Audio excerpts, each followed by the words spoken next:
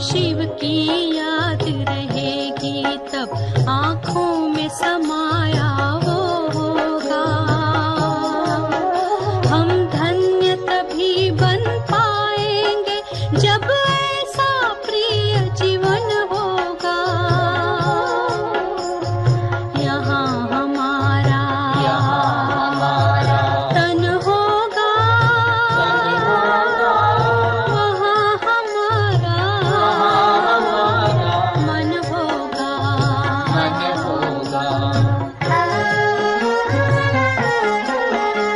जहाँ होता है मानव का धन, वही होता है उसका मन। इसलिए परमात्मा ने बताया, मुझसे लगा लो अपना मन। हम सा नहीं कोई जमाने में, रचना रचता का ज्ञान जिसे, पर ऐसा भी बनना होगा नहीं कभी अभिमान जिसे। यहाँ हमारा तन होगा, वहाँ हमारा मन होगा।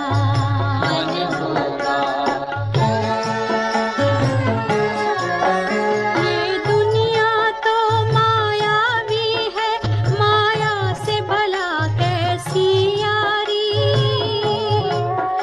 अपने तो दो ही ठिकाने हैं, वैकुंठ दुनिया निराकारी। धुंधला सा अंधियारा है, दीपक से उजियारा होगा। ये आँख भी तन का दीपक है, ये ज्ञान जीवन दीपक होगा। यहाँ हमारा तन होगा, वहाँ हमारा मन होगा। हर शिव की याद रहेगी तब आँखों में समाया वो होगा। हम धन्य तभी बन पाएंगे जब ऐसा प्रिय जीवन होगा।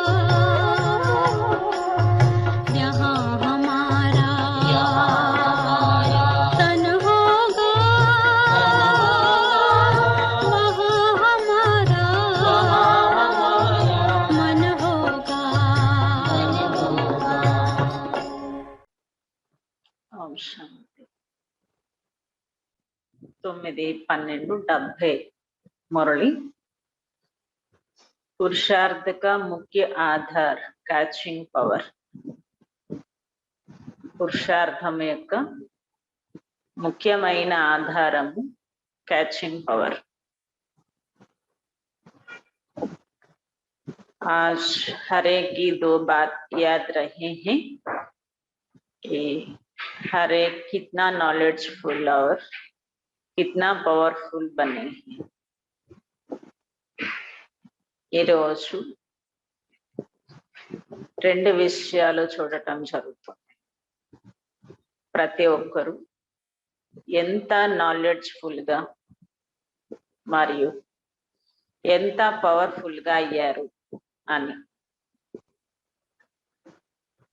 उसमें भी मुख्य कैचिंग पावर हर एक की कितनी पावरफुल है यह देख रहे. ఇందులో కూడా ముఖ్యంగా క్యాచింగ్ పవర్ ప్రతి ఒక్కరిలో ఎంత పవర్ఫుల్ గా ఉంది అన్నది కూడా చూస్తున్నారు. पुरुषार्थ का मुख्य आधार कैचिंग पावर ऊपर है. పురుషార్థం యొక్క ముఖ్యమైన ఆధారం క్యాచింగ్ పవర్ పైనే ఉంది. పురుషార్థానికి ముఖ్యంగా ఏం ఆధారం ఉంది అంటే క్యాచింగ్ పవర్. जैसे आजकल साइंस वाले आवाज से आवाज को कैच करने का भी प्रयत्न करते हैं, ఏ విధంగా సైన్స్ వాళ్ళు ధ్వనిని క్యాచ్ చేసేటువంటి ప్రయత్నాలు చేస్తూ ఉంటారు. लेकिन साइलेंस की शक्ति से आप लोग क्या कैच करते हो? కానీ సైలెన్స్ యొక్క శక్తితో మీరంతా ఏం कैच చేస్తున్నారు? जैसे वह बहुत पहले के साउंड को कैच करते हैं, वैसे आप क्या कैच करते हो? ఏ విధంగా వాళ్ళు అన్నిటికన్నా ముందు సౌండ్ ని క్యాచ్ చేస్తూ ఉంటారు. మరి మీరు ఏం క్యాచ్ చేస్తున్నారు? अपने 5000 वर्ष पहले के देवी संस्कार कैच करते हो? బాబా చెప్తున్నారు, మీ 5000 సంవత్సరాల క్రితం యొక్క దైవీ సంస్కారాల్ని క్యాచ్ చేస్తున్నారా? कैचिंग पावर इतनी आई है, कैचिंग पावर ఇంతగా వచ్చిందా? 5000 సంవత్సరాల యొక్క దైవీ సంస్కారాలను క్యాచ్ చేయగలుగుతున్నారా? ఇంత कैचिंग पावर వచ్చిందా? वह तो दूसरे की साउंड को कैच कर सकते हैं, आप अपने असली संस्कारों को सिर्फ कैच नहीं करते, लेकिन अपना प्रैक्टिकल स्वरूप बनाते हो. బాబా చెప్తున్నారు, వాళ్ళు వేరే సౌండ్లను క్యాచ్ చేస్తూ ఉంటారు. మీరు మీ అసలు సంస్కారాలను, మీరైతే మీ అసలు సంస్కారాలను కేవలం క్యాచ్ చేయటమే కాదు, మీ ప్రాక్టికల్ స్వరూపంగా తయారు చేసుకుంటున్నారు.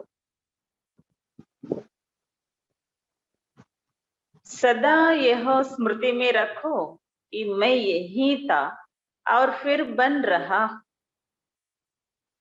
సదా మీరు ఇదే స్మృతిలో పెట్టుకోండి,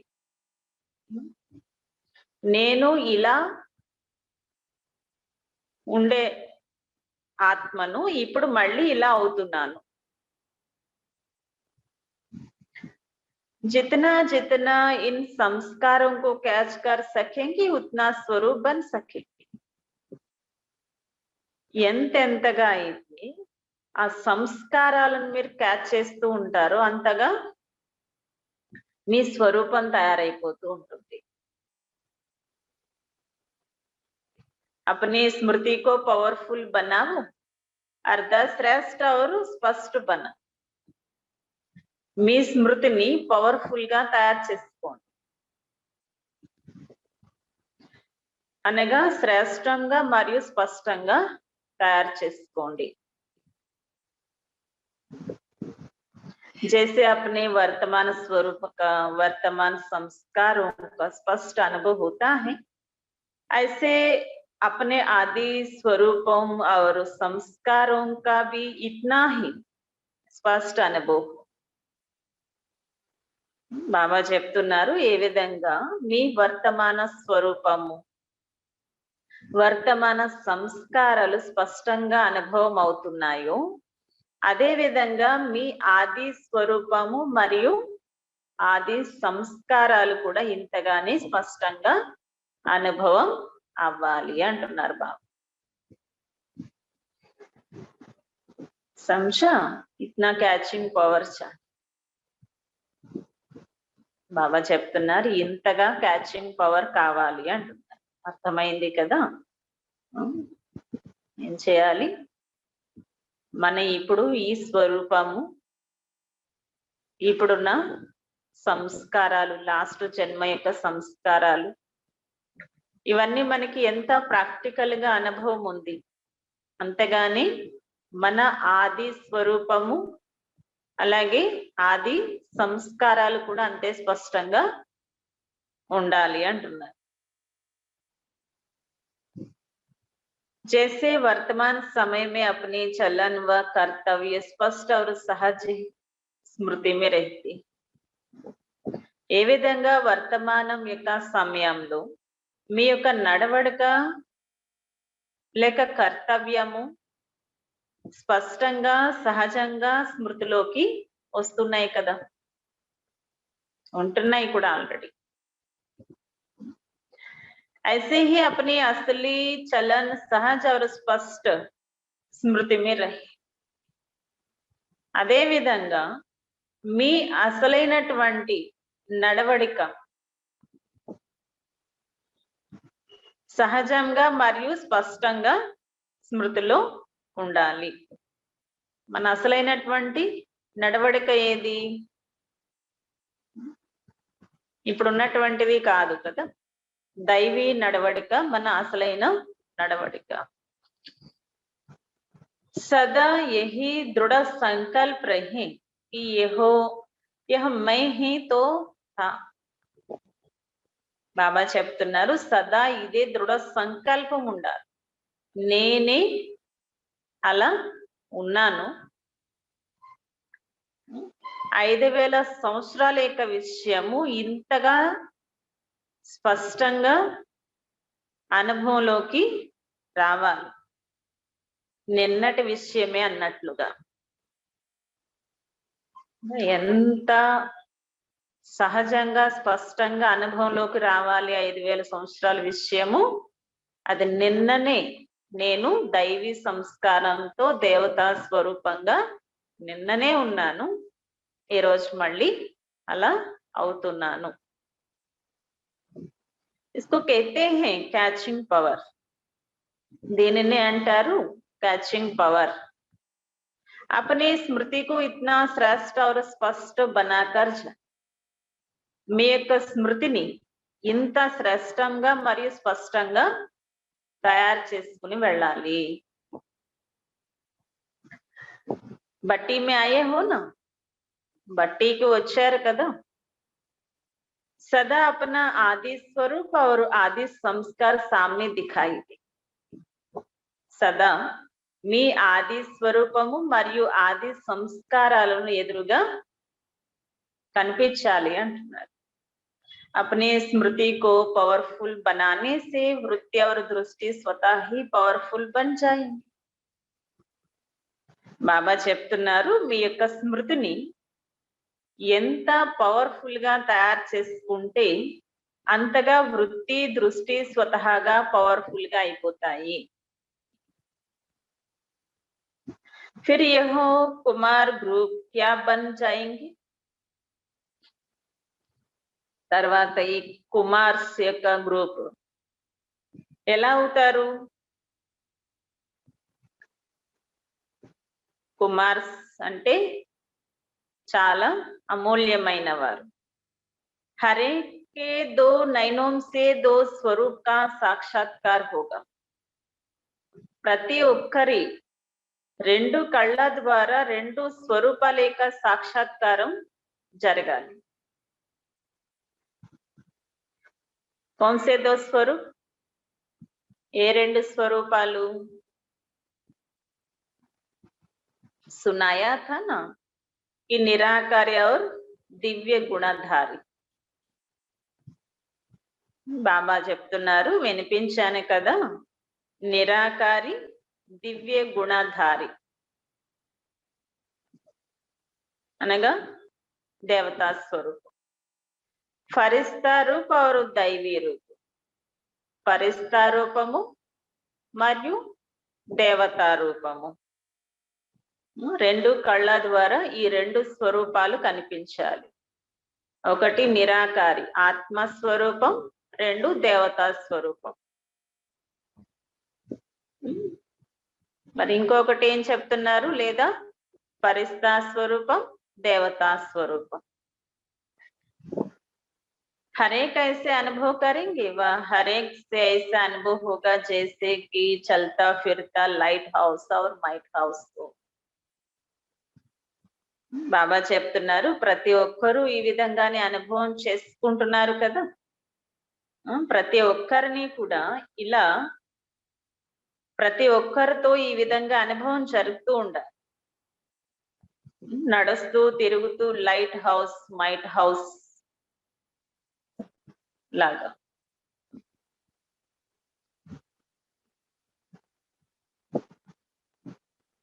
ప్రతి ఒక్కరి నుంచి లైట్ హౌస్ మైట్ హౌస్ యొక్క అనుభవం చేసుకోవాలి ప్రతి ఒక్కరు అంటున్నారు బాబు. ऐसा अपने स्वरूप का साक्षात्कार होता है. మరి ఈ విధంగా మీ స్వరూపం యొక్క సాక్షాత్కారం అవుతుందా? जब 5000 वर्ष की बात को कैच कर सकते हूँ, अनुभव कर सकते हूँ, तो इस अंतिम स्वरूप का अनुभव नहीं होता. బాబా చెప్తున్నారు, ఎప్పుడైతే ఈ 5000 సంవత్సరాల యొక్క విషయాన్ని క్యాచ్ చేస్తారు, అనుభవం చేస్తారు, అప్పుడు ఈ అంతిమ స్వరూపం యొక్క అనుభవం జరుగుతుందా? జరుగుతుందా? జరగదా? జరగదు కదా. अभी जो कुछ कमी रह गई है वह बढ़कर ऐसे अनुभवी मूर्ति बनकर जाए. బాబా చెప్తున్నారు, ఇప్పుడు ఏవైతే ఇంకా లోటు ఉండిపోయాయో అవన్నీ కూడా మీరు నింపుకొని అనుభవీ మూర్తిగా అయ్యి వెళ్ళండి అంటున్నారు. బట్టి అంటేనే ఏంటి? మన యొక్క అనేకమైన ఖజానాలు నింపుకునేటువంటిది. బట్టి అంటే చాలా పవర్ఫుల్ స్టేజ్ ని తయారు చేసుకునేటువంటిది. కనుక ఏవైతే ఇంకా మీలో లోటు ఉండిపోయాయో వాటన్నిటిని నింపుకుని అనుభవీ మూర్తిగా అయ్యి వెళ్ళండి అంటున్నారు. तो देखना कभी कोई कमी ना रह जाए. బాబా చెప్తున్నారు, ఎప్పుడు ఎవరిలోని లోపము అనేది ఉండిపోకూడదు, చూస్తాము అంటున్నారు. बट्टी से ऐसा परिवर्तन करके जाना, जैसे कभी कभी सती की आत्मा जब प्रवेश होती है तो उन्होंने इस पुरुषार्थी जीवन का बिल्कुल ही नॉलेज नहीं होता. బాబా చెప్తున్నారు, చూడండి, బట్టి నుంచి ఈ విధంగా పరివర్తన అయ్యి వెళ్ళాలి. ఏ విధంగా? అప్పుడప్పుడు సతీకి ఆత్మ ప్రవేశించినప్పుడు వారికి ఈ పురుషార్థి జీవితం అంటే ఏంటో పూర్తిగా ఆ నాలెడ్జే ఉండదు అంటున్నారు. అప్పుడప్పుడు సతీకి సంస్కారాలతో ఉన్న సోల్స్ ని విశేషమైనటువంటి సందేశీ దాదీల్లోకి ఆహ్వానించడం జరుగుతుంది. ఆత్మ ప్రవేశించినప్పుడు ఉన్నవారి ఆత్మ సైలెంట్ అయిపోతుంది. ప్రవేశించిన ఆత్మే అన్ని యాక్ట్ అంటే నడవడిక ఉంటుంది కదా. ఆ సమయంలో పురుషార్థి జీవితం అంటే ఏంటో ఆత్మకి అసలు తెలియదు అంటున్నారు బాబు. ऐसे आप लोगों को कमजोरियों और कमियों की नॉलेज ही मर्ज हो जाए. బాబా ఆ ఉదాహరణ ఎందుకు చెప్తున్నారు?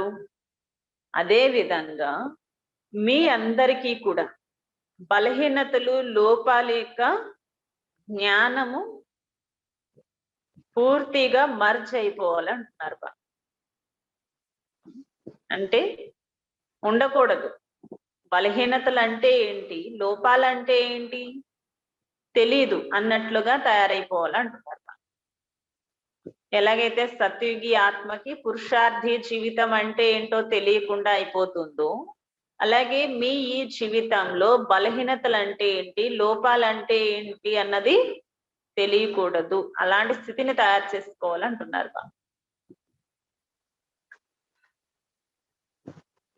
इसके लिए विशेष इस ग्रुप को 2 बात याद रखनी है. 2 बातें 2 शब्दों में ही है. కనుక విశేషంగా ఈ గ్రూప్ కి 2 విషయాలు స్మృతి పెట్టుకోవాలి. 2 విషయాలు 2 శబ్దాలలోనే ఉంటాయి. एक गेस्ट हाउस दूसरा गेट आउट अर्थात बाहर निकालना और आगे के लिए अंदर आने नहीं देना है. బాబా చెప్తున్నారు, ఒకటి గెస్ట్ హౌస్, ఇంకొకటి గెట్ అవుట్ అనగా బయటికి తొలగించటం. ఇక ముందు కూడా ఎప్పుడు లోపలికి రానివ్వకూడదు. दूसरा इस पुरानी दुनिया को सदा गेस्ट हाउस समझो. బాబా ఏం చెప్తున్నారు, గెస్ట్ హౌస్ అనగా ఈ పాత ప్రపంచాన్ని గెస్ట్ హౌస్ గా భావించండి. ఇప్పుడు నేను ఎక్కడున్నాను, గెస్ట్ హౌస్ లో ఉన్నాను. గెస్ట్ హౌస్ లో ఎక్కువ రోజులు ఉండటం కుదరదు కదా. కనుక బాబా నేను గెస్ట్ హౌస్ లో ఉన్నానని భావించాను. फिर कभी कमजोरी व कमी का अनुभव नहीं करे. ఇంకొకటి ఏం చెప్పారు, లోపాలు బలహీనతలు ఏవైతే ఉన్నాయి ఎప్పుడూ కూడా వాటి యొక్క అనుభవం చేయకండి అంటున్నారు బాబా. సహజ పురుషార్థమేనా, సహజమైన పురుషార్థమే కదా. ఒకటి నేను గెస్ట్ హౌస్ లో ఉన్నాను, ఇంకొకటి గెట్ అవుట్, నాలో ఉన్నటువంటి బలహీనతలు లోపాలు అన్నిటినీ తొలగించేసాను, మర్జు చేసాను. इस ग्रुप को कमाल कर दिखाने, इसलिए सदा लक्ष्य रखना है कि अब फिर 21 जन्म के लिए रेस्ट करना है. బాబా చెప్తున్నారు ఈ గ్రూప్ కమాల్ చేసి చూపిస్తుంది కనుక సదా ఇదే లక్ష్యం పెట్టుకోండి. ఇప్పుడు 21 జన్మల వరకు రెస్ట్ తీసుకుంటారు. ఇప్పుడు కనుక నేను కష్టపడితే 21 జన్మల వరకు రెస్ట్ తీసుకుంటాను అంటే ఇంకే విధమైనటువంటి పురుషార్థము చేయవలసిన అవసరం ఉండదు. ఆరామ జీవితం ఉంటుంది, సంపాదించుకోవాలన్న ఆలోచన కూడా ఉండదు. ఈ బాధ్యతల్ని ఎలా నిర్వర్తించాలన్న ఆలోచన కూడా ఉండదు. అన్నిటి నుంచి ఆరాం. लेकिन अभी एक सेकंड में भी मनसा वाचा कर्मणा सर्विस से रेस्ट नहीं. బాబా ఏం చెప్తున్నారు, 21 జన్మల వరకు మీరు ఏ విధమైనటువంటి శ్రమ ఉండదు, పురుషార్థం చేయవలసిన అవసరం ఉండదు. 21 జన్మల వరకు పూర్తిగా రెస్ట్. అయితే ఇప్పుడు ఒక్క సెకండ్ కూడా సంగమయుగంలో ఒక్క సెకండ్ కూడా మనస వాచ కర్మణ సేవతో రెస్ట్ తీసుకోకూడదు.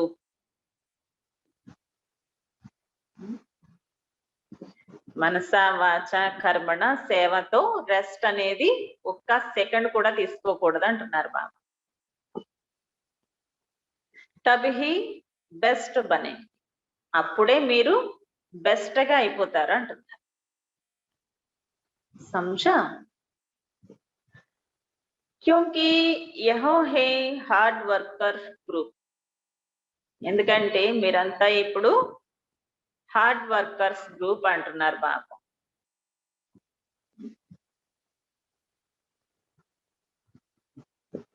హార్డ్ వర్కర్ గ్రూప్ మే రెస్ట్ నహీ. బాబా చెప్తున్నారు హార్డ్ వర్కర్స్ గ్రూప్ కి రెస్ట్ అనేది లేదు.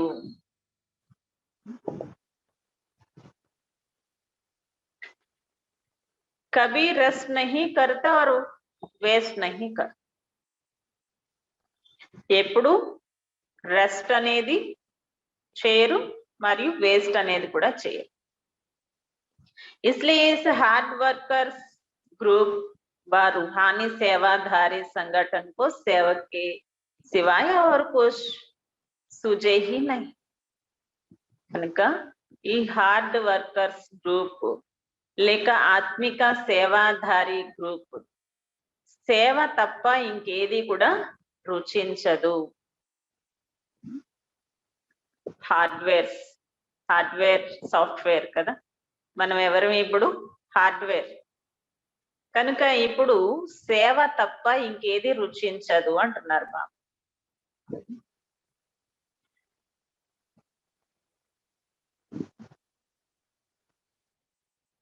यह भी याद रखना सेवा प्रति स्वयं को ही ఆఫర్ करना. బాబా చెప్తున్నారు ఇది కూడా గుర్తు పెట్టుకోండి, సేవ కోసం స్వయాన్ని ఆఫర్ చేసుకోవాలి. ఈ పాయింట్ మాత్రం బాగా గుర్తు పెట్టుకోవాలి. ఏం చేయమంటున్నారు బాబా? స్వయాన్ని ఆఫర్ చేసుకోవాలి. బాబా నా యొక్క తనువుని, మనసుని, ధనాన్ని మీ సేవలో వినియోగించండి బాబా, నాకు అవకాశం ఇవ్వండి బాబా అని ఆఫర్ చేస్తారు. చెప్తే చేస్తాము, అడిగితే ఇస్తాము, ఇలా ఉండకూడదు ఎప్పుడు. బాబా యొక్క చాలా రాయల్ పదం ఏం చెప్తూ ఉంటారు ఎప్పుడుని? అడుక్కోవడం కంటే చావటం మేలంట. బాబా ఎందుకు అడుక్కుంటారు? మీరు ఏది ఇవ్వండి, అది ఇవ్వండి. బాబా అడుక్కోవాల్సిన అవసరం లేదు కదా.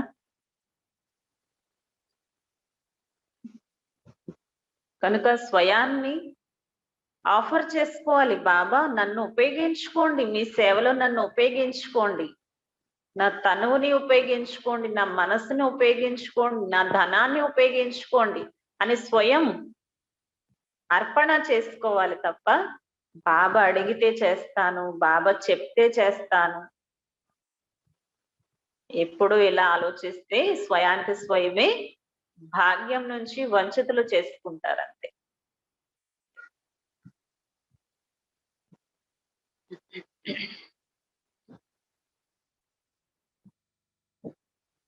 तब बाप दादा से ఆఫరింగ్ మిలేगी. ఎప్పుడైతే స్వయాన్ని ఆఫర్ చేస్తారో అప్పుడు బాప్ దాదా నుంచి మీకు అవకాశము లభిస్తుంది.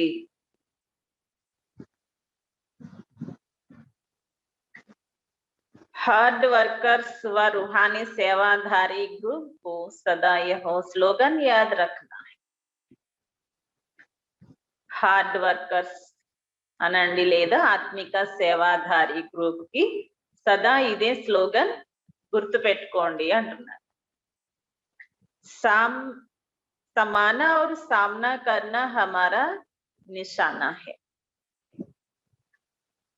ఎదుర్కోవటం మరియు ఇమర్చుకోవటం ఇదే మన యొక్క ఆధారం, మన పురుషార్థి జీవితానికి ఆధారం. ఏహో హే ఇస్ గ్రూప్ కా స్లోగన్. ఇది ఈ గ్రూప్ యొక్క స్లోగన్. ఎదుర్కోవాలి, ఇమర్చుకోవాలి. सामना माया से करना है, ना कि दैवी परिवार. ఎదుర్కోవాలి అంటే ఎవరితో ఎదుర్కోవాలి? బాబా చెప్తున్నారు మాయతో ఎదుర్కోవాలి, అంతేకాని దైవీ పరివారంతో కాదు. సమానా క్యా హై? మరి ఇముడ్చుకోవటం అంటే ఏంటి? अपने पुराने संस्कारों को समाना है. మీలో ఉన్న పాత సంస్కారాలను ఇముడ్చుకోవాలి. ఇముడ్చుకోవటం అంటే ఏంటి? మర్జ్ చేసేయటం అంటే దాని యొక్క నామ రూపాలు కూడా లేకుండా చేయటమే ఇముడ్చుకోవటం అంటే. नॉलेजफुल के साथ साथ पावरफुल भी बनना है, तब ही सर्विसेबल बनेंगे. బాబా చెప్తున్నారు నాలెడ్జ్ఫుల్ తో పాటుగా పవర్ఫుల్ గా కూడా తయారవ్వాలి, అప్పుడే సర్వీసబుల్ గా అవుతారు. अच्छा, तिलक समारोह देख राज तिलक समारोह याद आता है. బాబా చెప్తున్నారు ఈ తిలకం యొక్క అలంకరణని చూసి రాజ్య తిలకం యొక్క సమారోహం గుర్తొస్తుందా అని అడుగుతున్నారు. అంటే బట్టీలో తిలకం పెట్టడం జరుగుతుంది కదా, ఆ తిలకం పెట్టించుకునేటప్పుడు భవిష్యత్తు యొక్క రాజ్య తిలకాన్ని దిద్దేటప్పుడు ఆ కార్యక్రమం కూడా మీకు గుర్తొస్తుందా అంటున్నారు పాప.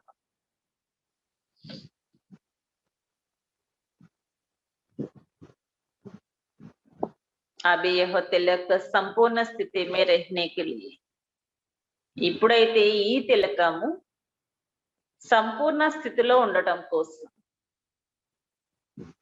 ఫిర్ మిలేగా రాజ్య తిలక్, ఆ తర్వాత రాజ్య తిలకం లభిస్తుంది.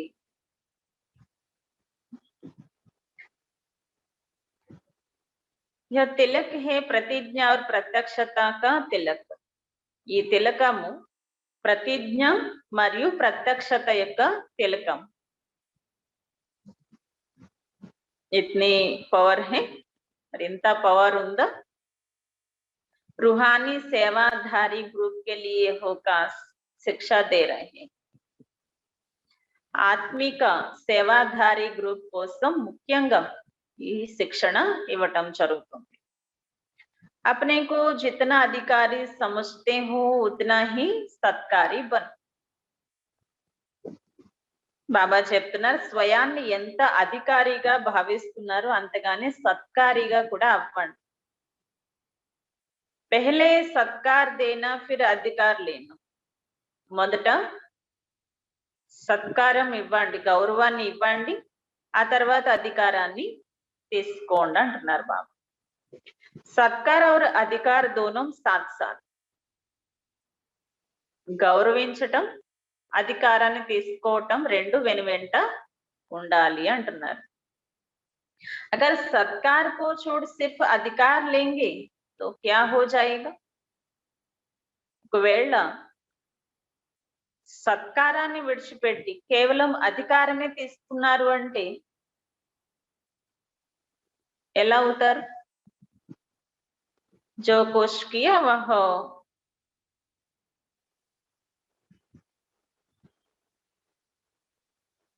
इसलिए दोनों बातों को साथ साथ रखना है. కనుక ఈ రెండు కూడా వెనువెంటే ఉండాలి. గౌరవించటం, అధికారాన్ని తీసుకోవటం. ఓం శాంతి.